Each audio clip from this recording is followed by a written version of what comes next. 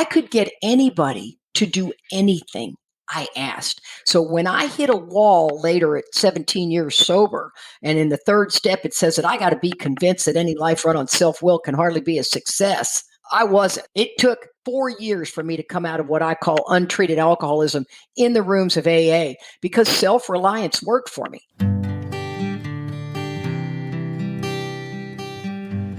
Well, hello, friends of Bill W. and other friends. You have landed on Sober Speak. My name is John M. I am an alcoholic, and we are glad you're all here, especially newcomers. Newcomers, that is, both to recovery as a whole and newcomers to this podcast. Sober Speak is a podcast about recovery centered around the 12 steps of Alcoholics Anonymous. My job here on Sober Speak is simple. My job is to provide a platform to the amazing stories of recovery all around us. Consider Sober Speak, if you will, your meeting between meetings. Please remember, we do not speak for AA or any 12-step community. We represent only ourselves. We are here to share our experience, strength, and hope with those who wish to come along for the ride. Take what you want and leave the rest at the curb for the trash man to pick up. Coming at you from Studio A, deep in the heart of Texas, and that was the voice of Katie P. once again that you heard at the beginning of this episode, and you will be hearing so much more from her in just a moment on this here episode number 228 of Sober Speak. But first things first, this episode, the one you are listening to right here, right now, is brought to you by Trudy and Randy and Marie and Michelle and Adrian and David and Kate. And you ask yourself, what in the world did Trudy and Randy and Marie and Michelle and Adrian and David and Kate do? Well, let me fill you in. They went to our website, soberspeak.com. They clicked on the little yellow donate tab and they made a contribution. So thank you so much again, Trudy and Randy and Marie and Michelle, Adrian, David, and Kate, for helping us keep the virtual lights on. This episode is coming right out to Ewans.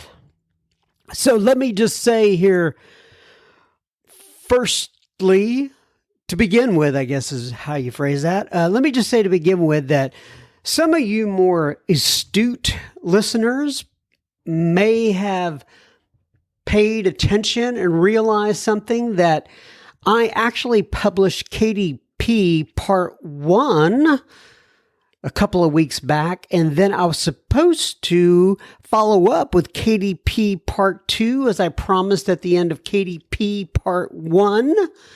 But I did not. And that was just a complete accident. Just wasn't paying attention.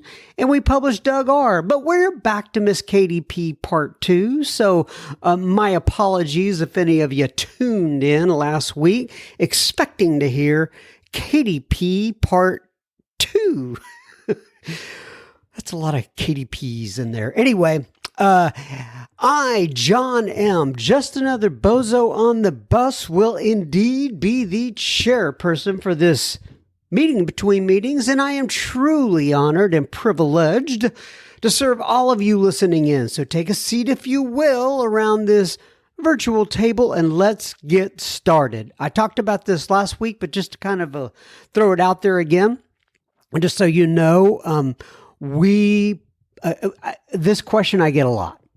And that is, hey, which one, you have 225 or whatever it is episodes, or actually 228 now. I said that at the beginning of the episode.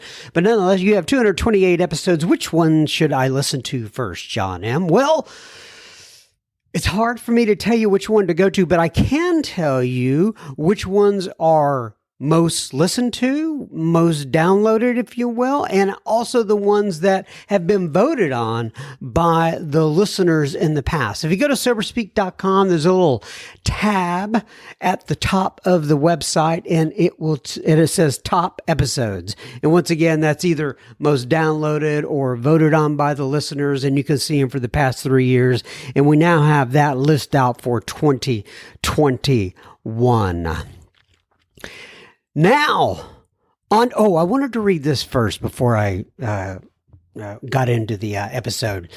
Jason in the super secret Facebook group, by the way, if you're not there and you want to join us, go to Facebook and look up Sober Speak Secret Group and ask for admission into the group, and we will get you there. But nonetheless, Jason, we have a ton of people in there. I've talked about this in the past that post some really solid content. I mean, there's a lot of celebrations going on in there as well, and posting of Zoom meetings and other meetings and all that kind of stuff. But there's several people in there that post sometimes on a daily basis, and I talk about them, and I'm real grateful for the people that do that.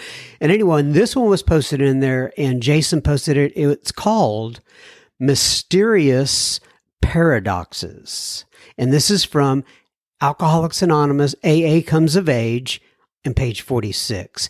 And he says, or the book says, such is the paradox of AA. Regeneration, strength arising out of complete defeat and weakness. The loss of one's old life as a condition for finding a new one. I'm going to read that again. It's called Mysterious Paradoxes. And once again, it's from page 46 of AA Comes Alive. AA Comes of Age.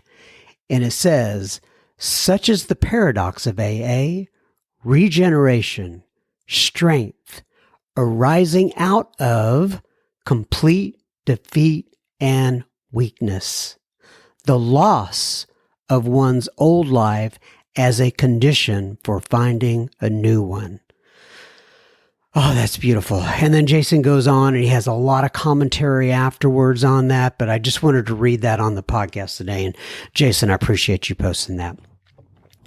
Now on to Katie P. Part 2. Once again, Katie lives in the beautiful city of Austin, Texas, and has been sober since 1984. This week is a follow-up to the Katie P Part 1. You can go back a couple of episodes and listen to that. But you don't have to go in order. I think they'd be just fine reading them out of order. But we discuss Katie's journey with her former husband while in Alcoholics Anonymous for many years, her experience with a codependency therapy group and what she experienced from that, what she got out of that. We talk about self-reliance. We talk about singleness of purpose. Oh, and much more. So ladies and gentlemen, without further ado, I present to you Katie P. And we will have plenty listener feedback at the end of this episode. Enjoy, Katie. Okay, everybody. So we are back one more time. Uno más tiempo with Miss Katie P. Katie, why don't you go ahead, introduce yourself, give your sobriety date if you wish, and tell people where you live. My name is Katie Parker. I'm alcoholic. Sobriety date October 28th of 1984, and I live in Austin, Texas. October 28th, 1984. And so help us, how many years is that? 37. Wow. That's great, Katie. Just celebrated 37 years. It blows me away. I mean, I'm just like, wow, 37 years. I remembered my 20-year chip, and I thought, holy smokes, I'm an old timer. Now I am officially an old timer. And, I remember when I would see people with 20 years when I first got sober, and I just thought to myself, oh my God, how did they make it, Mm-hmm. And, and by the grace of God for me, I've been one day at a time, just like you, sober since 1989. And so now it just kind of baffles my mind. I don't feel like a quote old timer, if you want to say that, like Reno John says, there's also long timers. I'd rather call myself a long timer there. So all right. So last time we got together, Katie and I spoke about several different subjects. We talked about growing up or her growing up and where she grew up and, in Houston and then the surrounding areas and then getting to Austin. We talked a little bit. We talked about her father. We talked about her fitness business a little bit. By the way, I do want to ask you about that. I was just curious. You said you owned a jazzercise Jazzercise franchise for like 30 years or so, right? Yeah, What was that like being a businesswoman? Oh my God. Well, I was a legend in my own mind. I can tell you that. I actually taught at the Recreation Center downtown Austin for 30 years. So, Wow. I mean, I even taught George Bush's girls. They brought the Secret Service with them one time. But it was a remarkable career, and my Judy Shepard Missett was the creator of Jazzercise in 1968. Believe it or not, most people think it started in the 80s. We just celebrated 50 years a while back, and she is an amazing, amazing female role model. And then her daughter is my best friend, and I ran with such powerful women that I never saw any sort of female, this whole stuff going on now. I'm like, I mean, I was in the 70s working at a bank, and yeah, you might have, the president corner you in the stairwell because he's too drunk, and you go, oh, knock it off, and went on. I mean, that was what my experience was. I worked at a concrete company where that was just a blast. It was all men, and, all that was just a blast. But when I ran with these women, I was incredibly successful. And I say that with people are like, well, I'm not very humble. I'm like, whatever, man. I'm so proud of myself. I was an incredible businesswoman. I traveled the world for 18 years speaking on marketing with no education. I had no college degree, no anything, but I knew I was good. I knew I was good with people. I knew that I was good with life skills, and I made a ton of money in the business and did really, really well and loved it. So, and I've been an athlete all my life. So, I think it's taken I feel really good about what I did. And they actually asked me to come back. And we were in Vegas for a big jazzercise convention. About 4,000 instructors were there. And they said, Katie, we want you to come back and motivate these people and talk about the current the current environment. And it was I wasn't even quite sure what I was going to do, but I got up there and it was like God shows up just most of the time right at the last minute for me. And I said to God one time, I said, why is it always in the 11th hour? And he said, clearly, why do you say it's the 11th hour? It's here. I showed up. Instead of me always thinking, well, I would have liked it 2 weeks ago, so I wouldn't have to stress myself out.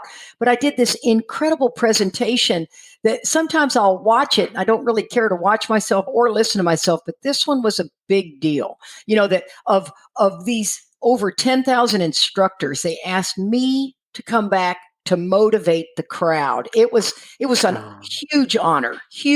So and then when I retired in Austin, the paper did a 3-page layout on me. I mean, they had pictures of me this big, and I mean, they were like 11 by 14, and it was just all about me. And I told Charlie, I said, oh my God, I go, Austin is the computer capital of what it is. It's like, it's the computer capital. There are CEOs, CFOs, COOs, and they put me in the paper, and it was a real honor. So I was just blessed on so many levels, to have an amazing career, have another child.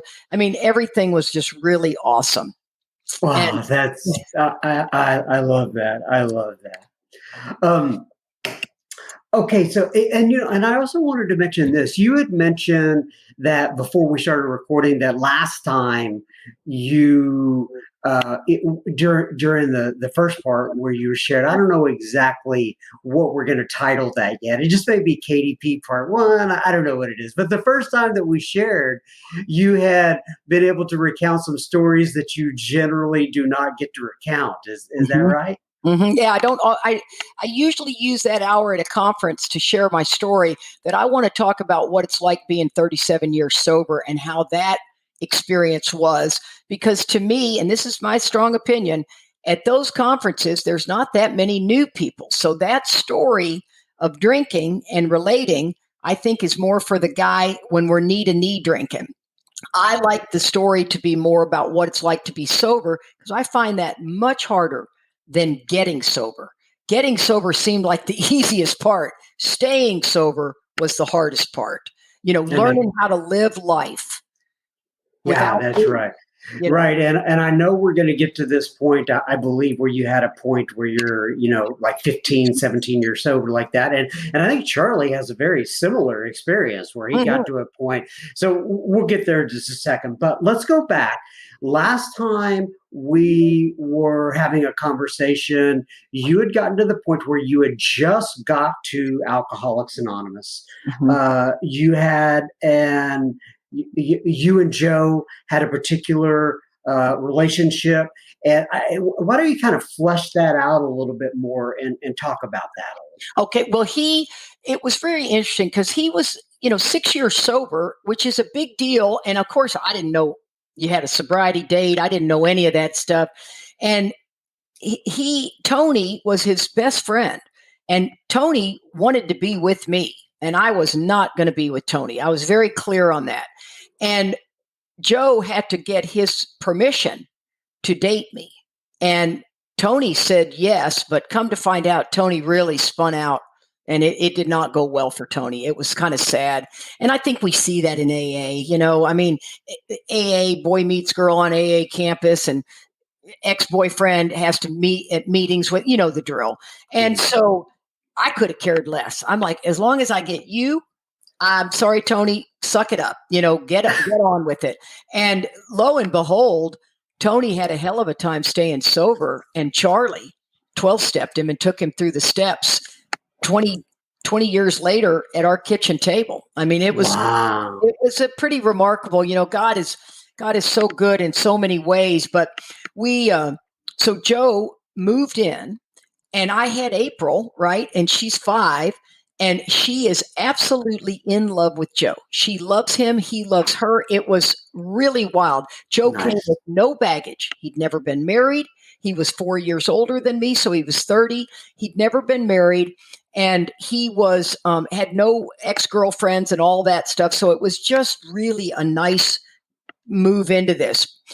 I'd sit at his feet while he read me the big book, and you know, Oh, oh, it was, I've always like to say, I'm so glad nobody was the arbitrator of our sex life, because I don't encourage this because it worked for us, but I've seen it not work for a lot of people. But we ended up, um, the journey was just incredible. We fit together like a hand in glove. That we were the yin and the yang. And I'm very much the high energy one, and he was just low key. And we worked really hard. He was very clear he didn't know how to have a family. I told him I don't either. We started at 90 days sober. I started. It was in the 80s, remember? So codependency was the hot topic, and we started codependency group therapy, and I loved these people I was with. They were in AA, so we had AA and Al-Anons all together, and we did this group therapy. And Mary Jo and BJ ran it, and they poured their heart and soul in this. They were two members of Alcoholics Anonymous, but they really believed that the problem was codependency. And I'm not saying it's not.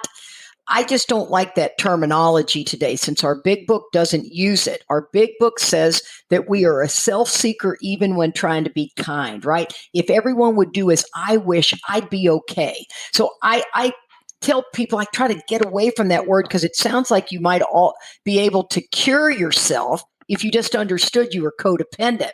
So I went in there and I did this group therapy with Joe and everybody for 10 years. And let me tell you, and I did AA. I loved AA. I loved the fellowship. I loved the people. Charlie Parker, I met him when he had 6 months. Let's not forget, I had a year. I have, 5.5 months more than he does. And I'll never forget, Joe and I are sitting at a meeting and he comes in. We'd started Unity with another group of people, this meeting. And Charlie comes in and he's so goddamn funny. And I leaned over to Joe and said, I'd always say to Joe, we need to meet this guy. And Joe goes, okay. And so we go over there and we become literally fast friends. And another guy named Mike Favela. And we became inseparable. I mean, we all went skiing in the morning together. I helped Charlie build fences. Joe was so trustworthy of me. I was a trustworthy girl. I've always been a tomboy. I run with a lot of boys. I don't mess around in my mess kit, if you know what I mean. I am very above board. I don't let you do all the dirty jokes that are really gross. And so Charlie was like, it was brother and sister. And so we were literally best friends, Charlie and I. And I'd watch him just literally, I always like to say he procreated his way through Alcoholics Anonymous. And I tell him, I go, oh my God, Charlie, you're missing the point, dude. You gotta get to know the girl before you roll in the hay with her. If you're doing it backwards, it never works that way. And but so Joe and I, for whatever reason, had the marriage that everybody admired, right? We were the AA couple that everybody admired. Joe ended up adopting April. And her father was a good man. He was not a bad man. The guy I was with for 8 years, Robert, he just wasn't a very good father. And so he moved to Houston. He kind of left her just hanging. And I'm like, dude, let Joe adopt her. You don't have to pay child support. And, once again, do you hear all my self-reliance? I could get anybody to do anything I asked. So when I hit a wall later at 17 years sober, and in the third step, it says that I got to be convinced that any life run on self-will can hardly be a success. I wasn't. It took 4 years for me to come out of what I call untreated alcoholism in the rooms of AA because self-reliance worked for me. I could sell a blind man glasses. I could sell an Eskimo ice. I could do it. And I could travel the world for 18 years on marketing without a marketing degree. I mean, come on, and I'm talking the world. I'm not talking the United States. I'm talking Australia 3 times, Italy, everywhere. So I was not the alcoholic that had to drink to get confidence. I was the alcoholic who already had confidence, and now I have more confidence when I drank. Now, I was a bit ashamed of myself of some of my behavior I did in drinking. There's no doubt about it. Now, it didn't stop me from drinking, but I was pretty disappointed in my values were starting to really drop. And I have strong values. And, the book says you can't fool yourself about values. And I think people need to ask themselves, what are your values? What do you believe about marriage? What do you believe about being a neighbor? What is your work ethic? What is your, what the current atmosphere? Where are you? Do you judge deeply? All these things are so important.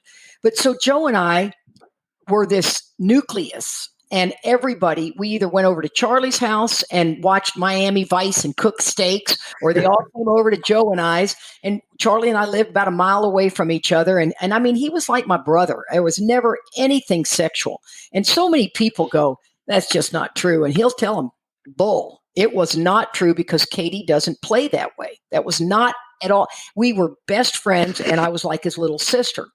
And so Joe and I are doing this codependency group therapy, and I'm starting to believe. And remember, Bradshaw was whatever his first name was.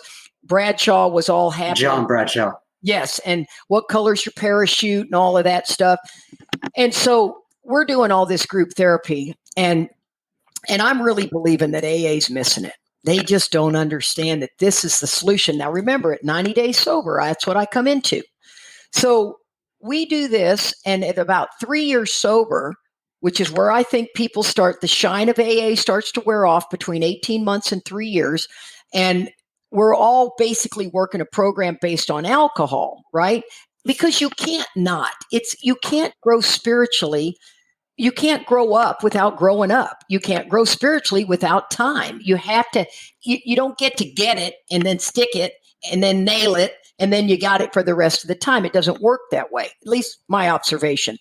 And so, at 3 years sober, I'm starting to, the shine is wearing off. I still want all my AA friends, but I'm not really digging having to go to meetings and all that stuff. So Joe says, hey, you want to go to church? And I thought, oh, no, I'm not. No, not interested in that. I was a little bit more of chicken soup for the soul kind of gal. So takes me to this church in Austin. And I mean, to tell you, I walk into this church. Now, he's already been there. And he goes, I've already been there. I think you're going to like it. We walk into this church when worship is going on. Now, I don't know what that means because I was raised Catholic, nothing against that at all, but we certainly didn't sing like that. And that music and my jazzercise history, I was on fire. I mean, I remembered feeling what today I understand is the Holy Spirit, but I remember feeling this feeling in my chest that was like, oh my God, I'm home. If AA is about spirituality, this is where I needed to be. So thank you for getting me sober, but I need to be here. And I think a lot of people make that mistake. And let me tell you, it is a mistake. What I needed to see is that I needed to do it along with AA, not instead of AA. So we did that for 3 years. We tried to bring to the church what is now Celebrate Recovery. We tried to bring it to the church. It was called Lion Tamers. And it was the 12 steps, but it was, Jesus Christ and all that through it. And they drove Joe and I crazy. Absolutely drove Joe and I crazy. They could not get past that you can't go into AA and talk about Jesus Christ. You just can't do it. And so we got to quit talking about that. And we decided we're not doing it anymore. We can't do this. It's making us nuts. So we went to these individual groups at church and we were so open because you're open in AA. Well, they're not as open as we are. No. So it looked like Joe and I were the crazy ones because we were saying way too much. At one point, I will never forget. I can't believe how I can tell these stories because I've never told these stories. We're sitting in a group and there's a guy that's about close to 400 pounds in our group. And nobody has a problem. Just Joe and I. Just Joe and I have the problems. And I looked around, I said, so you telling me that Joe, I said, dude, you're 400 pounds. I have a problem. And I remember thinking, oh my God, I cannot believe I said that to the man. But I thought it was helpful. And needless to say, we needed to get out of there. It was 3 years we'd done this. It wasn't working. We were both crazy. We were losing our mind. There was no 12 steps we were working. And Joe said, honey, I'm not doing well. I said, I'm not doing well either. And I said, what do you want to do? Now I have 6 years and he has 9 years. No, he always had 6. He had 12 years because he had 6 years always. Remember, we shared the same sobriety date. And, which is really awesome that we shared the same sobriety date. Charlie and I, he got sober on my naked birthday. Well, that's not nearly as fun because it's my naked birthday and I want to be the only one that's got it's his sobriety. So we have a little bit of challenge there. But so Joe has 12 years and we go back to our old home group and we walked in and we sat down and we looked around the room and we saw all the people that we knew. And I leaned over to him and I said, my God, honey, we're home. And he said, I know, we're home. And I thought, okay. And what I didn't know that I know today is we started on that journey and we ended up never, ever working the steps as lined out in the big book of Alcoholics Anonymous. We worked a program of the fellowship. And if I work the steps off the wall, if I step on your toes, I'm going to come say I'm sorry. That's about it. And I'm going to sponsor, right? Prayer and meditation were not my cup of tea, so I never did it anyway. I thought it was silent meditation is what it meant. I'm not reading the book. So I didn't do it anyway. I didn't like it, and I'm not doing it. And so you can imagine my personality can get pretty wound tight. And I ended up, Joe and I, we made it okay. Let's just put it that way. We made it okay. I see that I did some real damage to my children because I was a road rager. If I'm in the grocery store and somebody's, not somebody tries to cut in front of my cart, oh my God. I mean, my kids would just skedaddle, and I am just loud and aggressive and uh, uh, off the chain, off the chain. I tell people I made more amends from untreated alcoholism than I ever made from my drinking. I mean, you imagine 17 years of basically not working the steps. I sponsored with what I called life coaching.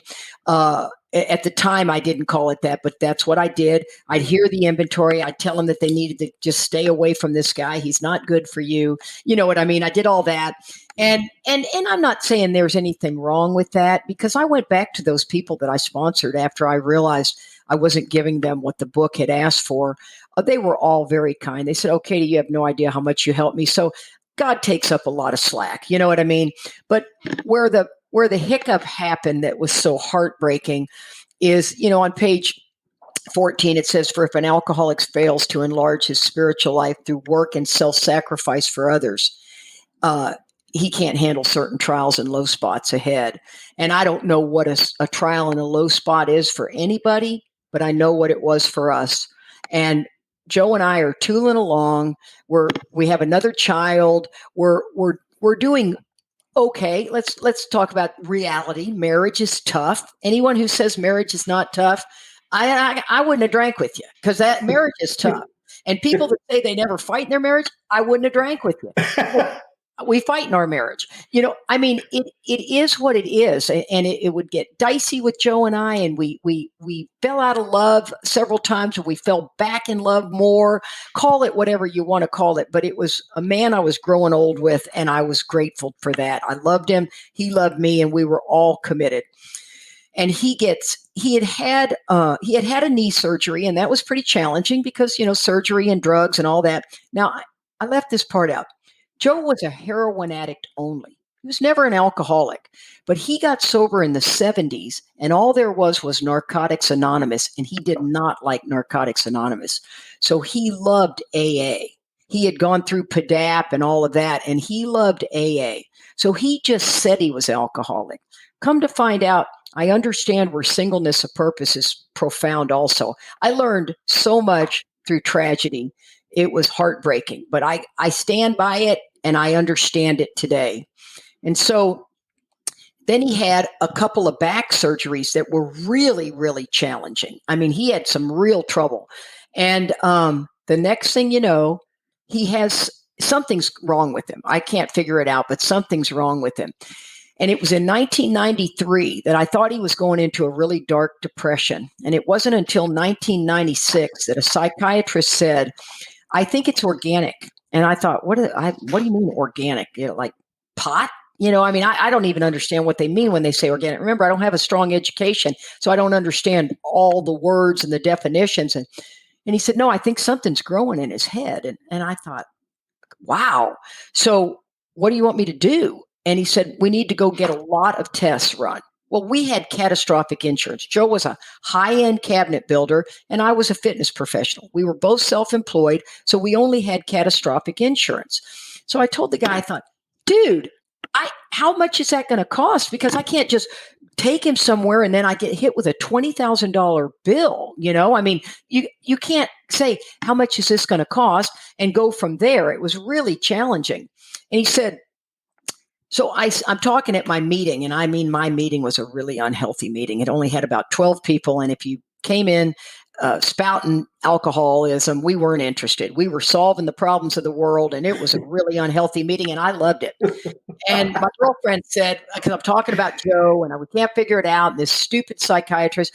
And she said, "Katie, you ought to drive a school bus. You get an instant HMO if you drive a school bus." And I thought, really? So I go, and because, once again, self-reliance didn't fail me. I go into my son's, school district, and I get the job, and I'm going to drive the school bus, and I've got the plan. I'm going to drive the school bus for no more. 2 weeks would be really what I want, but I'll do it for 6 so I don't look like a bad person. And oh my God, first of all, I had no idea what it took to be a school bus driver. 20 hours of classroom, and then you had to take a test in the bus, a CDL test, which meant a test. Remember, I don't test well. I don't learn well. I don't understand this crap. And I fail my test 3 times.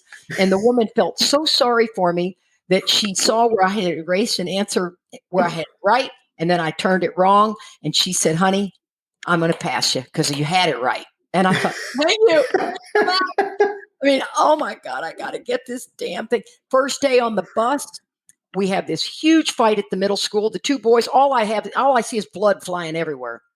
I'm like, oh my God, I am so in over my head. I grab these 2 boys, I take them off the bus. And keep in mind, my husband is sick. I can't figure out what's wrong with him, but he's just declining very rapidly. And I got these 2 boys fighting, and I'm walking them, I got each by their shirt cuff. They're pretty good size. And I'm walking them into the principal's office, and one of the other bus drivers drives by and he kicks his doors open. He goes, did you get your keys? I thought, hell no, I didn't get my keys. So I run back and I grab the keys out of the ignition and I go back in. I drop them off at the principal's office and I come back out, and those goddamn kids are jumping from one side of the bus seats to the other and rocking that bus like this. I mean, I get on that bus and I thought, listen, I am not going to.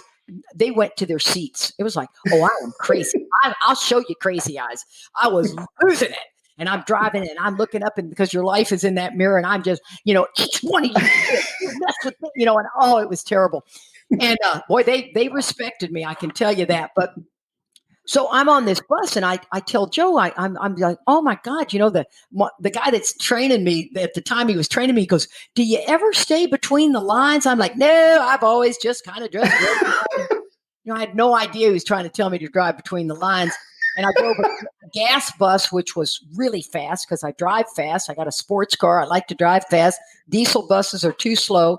So I got my job done and got back into my fitness. I'm trying to, you got to be up at 5:30 in the morning. It was terrible.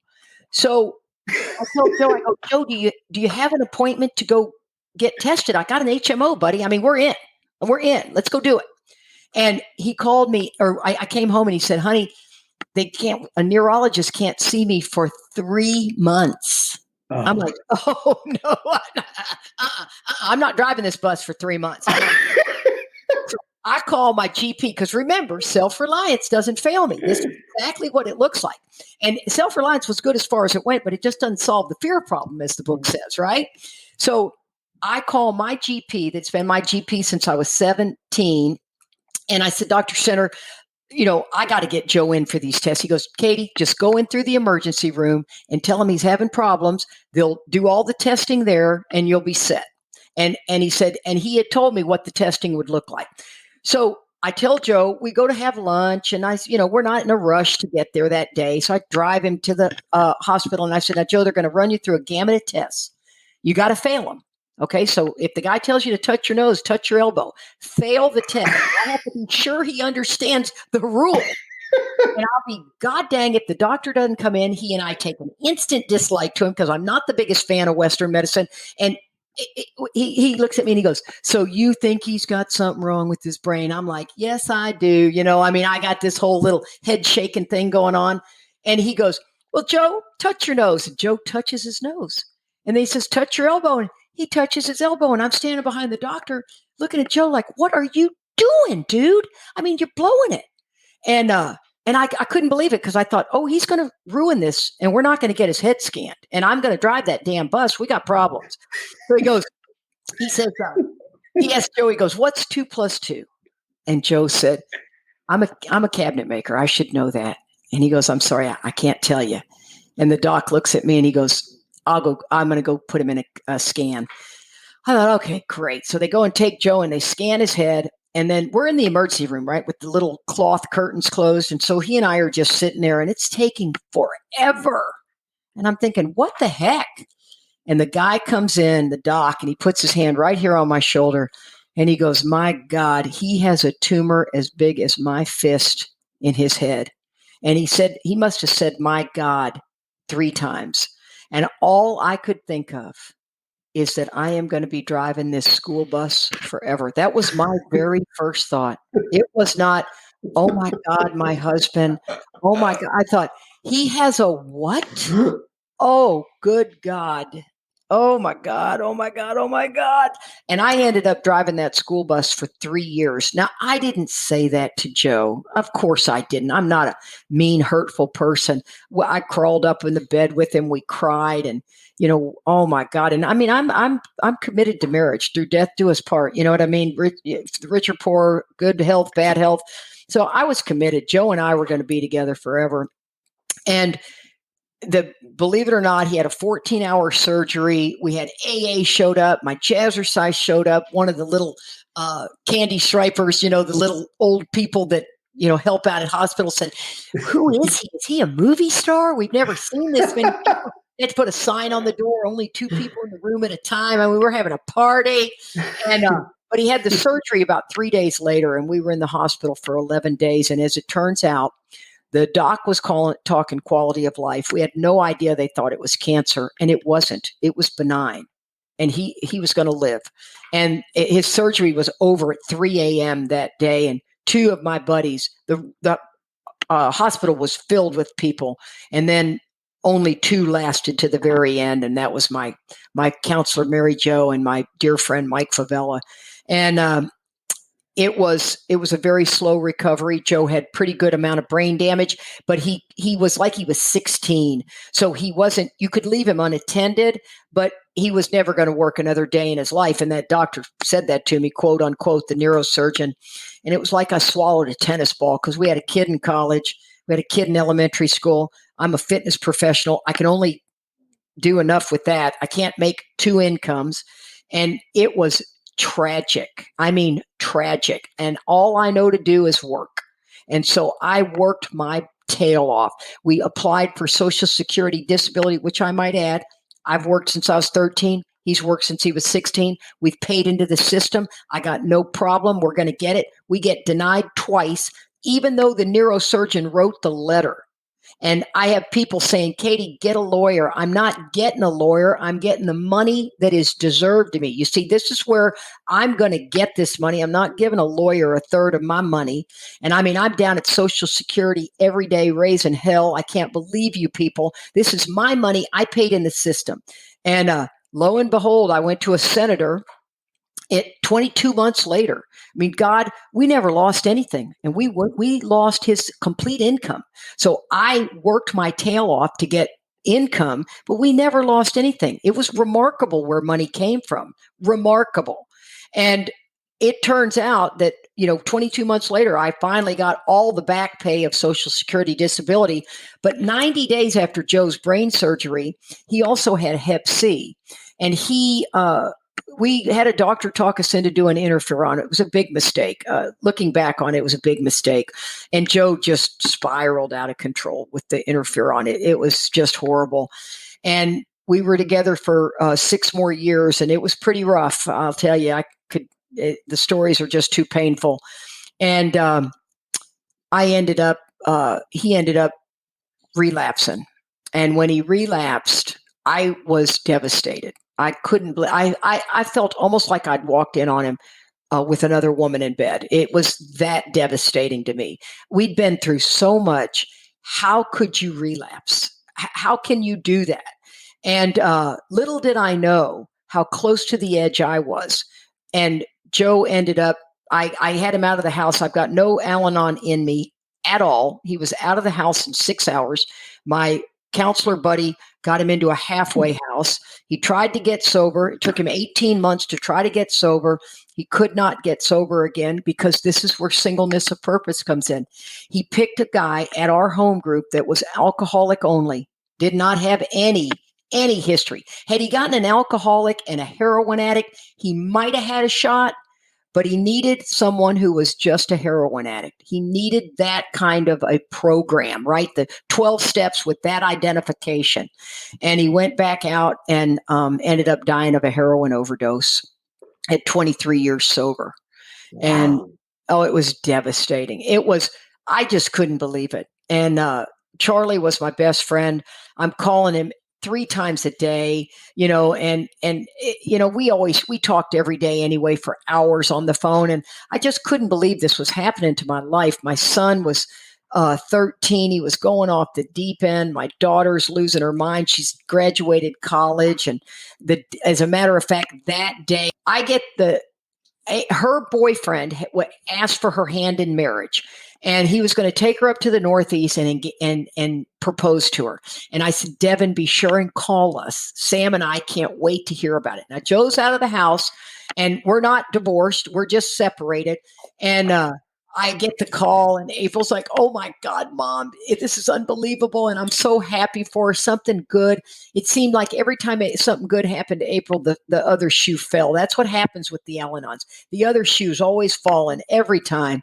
And then Sam and I are heading home, and Charlie calls me and goes, Katie, you need to come to my house right now. And I'm thinking, what? Charlie, tell me. And he goes, just get to my house. And I thought, Joe's had an accident. He's had a car accident.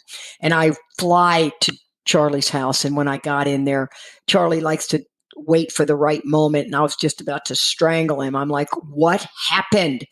And he said, Joe overdosed and died. And my son, it was terrible. I won't go into what happened with my son at that moment, but it was devastating. And I just couldn't believe it. And I thought, oh my God, my world went from my daughter just got engaged to 2 hours later, my husband has died. And I can't tell her. I just can't. I'm not going to do it. I'm not going to ruin her time up there with this information. It wasn't like he was killed in a car accident and we'd been in our marriage and it was solid. It was very rocky. So I called her and said, April, do me a favor and turn your phone off. I said, turn your phone off and I will take all your business calls, because she had bought my business and she was teaching my other classes. And I said, and I'll take care of everything for you. And she goes, will you really do that, Mom? I said, absolutely. So I knew that way nobody would call her and say what had happened. And so I'm like, tell me when your flight is. So we're going to meet her at the airport. And she tells Devin, my mom's got she's going to have balloons. She's going to have all of this stuff. And it was so tragic when she got off that plane. And I had to tell her that Joe had died. We had to wait a week. And I mean, it was just, those are the kind of things where I didn't handle that very well. I didn't handle it well at all. I got up at his funeral and I mean, I was talking like this and I was pointing fingers and I said the F word 2 times. And I look back at it and I'm like, oh, okay. Yeah, it was just very challenging. And then came me almost drinking. And I mean, I came this close to drinking, like 50 yards walking towards the drink. And a phone call came in and the guy said, he was in AA. He goes, what are you doing? And I thought, I was taught to tell the truth. And I said, buddy, I'm getting ready to go get a beer. And he started yelling at me and he goes, where are you? I'm an ACL. He goes, get out of there right now. And he made me, I walked out and he said, just keep walking. And I walked all the way over to the IHOP from Zilker Park. So anybody who knows the area. And then I called Charlie and he came and picked me up. And I realized I'm in real trouble. I am in real trouble. I knew the monkey was on my back, but I thought I could fight the obsession. And I tell people, you can fight the obsession right up to the day you drink. And the day you drink is not the day you think you're going to drink. Trust me. But before you know it, you reach for that drink because you don't have the power to choose. It says at certain times in the book, and I lived it all. And then lo and behold, we met Mark Houston. I'm 17 years sober. This all happened at 15 years. I went through these 2 horrible years, and we meet Mark Houston, and my life radically changed. And keep in mind, it took me 4 years to come out of untreated alcoholism because self-reliance did not fail me. I really didn't get it. And I liked Mark. I thought he was very impressive. Charlie fell in love with him. Charlie and I then did get together. By the way, I kissed my best friend. Oh my God, what was I thinking? We banged teeth like 7th graders. He tries to lay me on the ground and he drops me because I'm so dense. So he knocks the wind out of me. I mean, it was just a disaster. And needless to say, we got past that. But at one point when I kissed him or went in for the kiss, he's like, whoa, Katie, I am not blowing a 20-year friendship. And remember, this was the guy that was the player. And I thought, oh, well, kiss my foot, man. If you're going to turn me down, and I got ready to walk out, and he's like, whoa, whoa, whoa, whoa, whoa, wait a minute. So needless to say, we got past, but Charlie and I are the yin and the yang. So it is very passionate, very dicey. And I mean, we both want to be to the head of the line first. We both want to say something first. And so, unlike Joe and I, it has been spectacular. But let me tell you, never in a million years did Charlie think we'd be together, or did I think we'd be together. And we've been together now 18 years, and I can't even believe it. It's remarkable what God did. Oh, I love it. Okay, so you know, before we got together, you know, and I'm sure that Charlie tells you this, but he said, and he means this in a very kind and loving way. Sure. He said, it's like, what does he say? Like drinking from a Taking fire hose? Taking a drink out of a fire hose. Right, with Katie. And so true. And you did not disappoint, which I love. This has been fantastic. Okay, so I have a lot of other questions. So I think, listen, that's a good stopping point. Okay.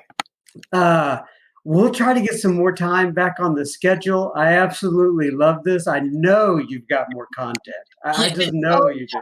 We hadn't even talked about the steps, really, you know? Oh, yeah. And I want to talk about your kind of career, if you will, as a circuit speaker and all that stuff, and you know, the upsides and downsides of that. By the way, you don't really travel much anymore, do you? Well, the pandemic put the kibosh on that. We were doing about 20 to 25 a year, which was us cutting back. So, you know, we got up to doing about 40 a year, which I tell you, that's too much for us.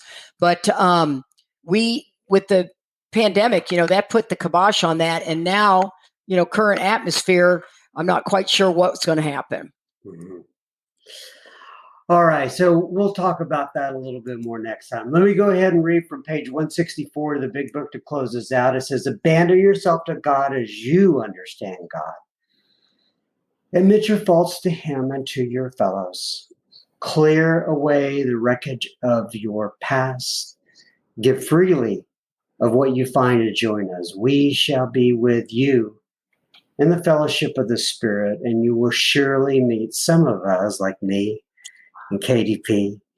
As you trudge the road of happy destiny, may God bless you and keep you until then. Once again, KDP, thank you so much for joining me today. I so much appreciate it. It was delightful, John. Thank you so much. Bye-bye now. Bye. Katie P is absolutely fantastic. For those of you listening out there, I'm sure you will concur with that. I absolutely enjoyed spending time with her. I will spend more time with her, I'm sure, in the future. We just got to get her schedule to free up a little bit, get her back on the podcast, and have some additional discussions about the steps and other things. So if you want to reach out to Katie or any of the other speakers, or you have feedback regarding Katie or any of the other speakers, please write me or you could just write me about anything else. I'm at John, JOHN, at soberspeak.com. I had somebody that couldn't get in touch with me recently, and they said that it kept bouncing back, and they were doing John M at soberspeak.com. And it is not John M at soberspeak.com. It's just simply John, JOHN, at soberspeak.com. Would love to hear from you. Now on to a little bit of listener feedback. Wendy writes in, and Wendy says, hi, John, I love your podcast. Oh, I know why I'm reading this. She says, we have an AA retreat planned to Tucson, Arizona in the month of April, and I'm looking to bring in a speaker or two for the event. I love David G. Can you share his contact with me, information with me, or recommend somebody in Tucson? Appreciate any advice you can give me. So the reason I'm reading I'm reading that, it's more of a request from Wendy. And we were able to go back and forth. I got her in contact with David. For those of you out there in the land who are interested in me setting you up or getting you in touch with any of the other speakers that you hear on the podcast, more than happy to do such. Like if you have a conference or something coming up, they're usually very amenable. I know, some of them aren't available anymore, and I know why and all that sort of stuff. But anyway, if you want to get in touch with somebody from the podcast to come speak at your conference, just feel free to reach out my way. I also have a list of people from the podcast who have agreed to let me share their email with you if you have like a Zoom a conference coming up or Zoom, you need a speaker for your Zoom meeting at some particular meeting. And you can reach out to them yourself. I'll just provide you the email. You can tell them, I heard about you on Sober Speak. Carrie R. writes in, and Carrie says, hi, John. You are my bedtime listen every night. Oh, that's nice. Just curious, have you ever listened to Earl H's story? If not, it's one of my most favorite stories of all time I've ever heard. Thank you for helping me to stay sober, Carrie. So, Carrie, a couple things. If you're listening to us at bedtime right now, sweet dreams. I hope you rest very well. The other thing is that because of your email, I actually reached out to Earl, got in touch with him, and we're going to get him set up. And he's going to be, and this is the Earl H from the West Coast. If I said his last name, or even if I don't say his last name, a lot of you are going to know who he is. So anyway, I reached out to him, and we're going to be recording him here soon, and then I'll be able to publish some episodes or some episodes from him in the future. So anyway, Carrie, thank you for reminding me, or just prompting me, I guess you could say, to reach out to Earl. I appreciate your message. Andrea DMs via the IG. She says, hey, John, I wanted to take time out and say thank you for doing God's work and helping me stay sober. I work from home and I listen to your podcast all day long. Your voice comforts me, and the guests you have on your show are full of wisdom. I've been sober now for 71 days today, and hearing your guests share their experience, strength, and hope has taught me a lot. You're definitely my meeting in between meetings. Thank you again for all your hard work and dedication with 3 exclamation points. And thank you for your wife thank your wife as well for me. And again, thank you for helping me stay sober one day at a time. A little heart emoji, Andrea D. Well, gosh, congratulations on your 71 days, Andrea. That's fantastic. Thank you for writing in. And I'm just so thankful that me, my wife, anybody involved with the podcast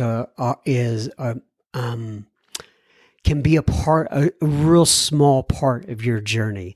And thank you for writing in. Appreciate it. Michael writes in and he says, John, today was a blessing thanks to you and the Sober Speaks family. I have been drawn to David G. and Gary K. and yourself since I started episode 1 sometime back in September. I'm now 7 months sober by the grace of God, by a higher power that I've named God. You seem to be gifted in your choice of guest, Johns. So I've been struggling my entire life, but the last couple of days, I finally broke down at work all alone and dropped to my knees to say the 3rd step prayer, the 3rd step style in despair. To pray the 3rd step style in despair. Little did I know my higher power set a puddle of ice cold water from the roof leak in my way, laugh out loud, a way to see if I meant it or I'd get up and give up. Little smiley face and prayer hands. My higher power has a sense of humor like I do, I guess.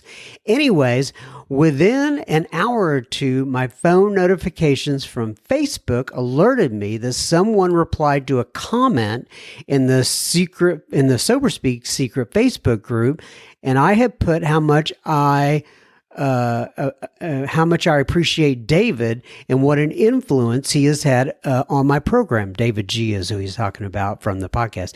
The reply was from a sponsee of David, and now I have been able to keep in touch with him and was able to start attending the Big Book Solutions Zoom group and will now be attending that on a regular basis. All thanks to my higher power leading me to your podcast. Oh, that's really cool. I know that sponsee he's talking about. That's my friend Ricky C right there. Got you in touch with David, and I'm glad he did. And he goes on here. When I ask, I seem to be drawn to specific episodes, oddly, that seem to deliver a message that I can relate to or toward a situation or emotion I am experiencing. Is it odd or is it God? I don't know, but I'm going to go with the latter of the two. To be in contact with people that can help me from afar and to be able to let them know how good a program they've worked to give it away is truly a gift from a higher power, higher than ourselves. I seem to notice that when I'm at my worst state of mind, I do not drink. I am able to find the guidance I seem to so desperately need, and I owe it to my sponsor, Rob S., my home group, the Fog Lifters of St. John's, Michigan. Oh, yeah, I remember him. And every guest and yourself from the podcast, because it's so much a part of my life. And I just feel like something is missing if I can't listen at least once a day. It's usually the first 5 hours of my whole work shift, which is now how I was able to catch up to the current episodes as fast as I did. I thought I'd never catch up. Laugh out loud. Miracles never cease to amaze me. Thank you so much for what you have done here. I know there are many other podcasts I listen to as well as yours, but yours is at the top playlist on all my devices. Such a blessing, and I look forward to more. Thanks, buddy. With love and respect, Michael. Keep going strong with a big muscle, flexing muscle sign emoji, whatever you call it. Hey, Michael, thanks again. I really appreciate you writing in. God bless you, my friend. I love it when I see people on fire like you are. That's absolutely, it reminds me of myself. I get on fire still, but in a different way. But man, those first couple years, I mean, I was choking on everything to do with AA, and it was a good thing for me at the time, is what I needed. Anyway, finally, Matthew writes in and he says, "Hey, John, I live in Topeka, Kansas, the USA. I found Sober Speak through Spotify when I searched Alcoholics Anonymous as I was trying to find some speakers to listen to. I haven't heard an episode that I do not like. Thank you, from a fellow alcoholic." Well, from a fellow alcoholic, right back at you, Matthew. God bless you, my friend, and thanks for writing in. All right, everybody. That is a wrap for another week. As I always say, I'm taking this 1 week at a time. God bless you all. May God bless you and keep you until then. Keep coming back. It works if you work it. Y'all have a good week.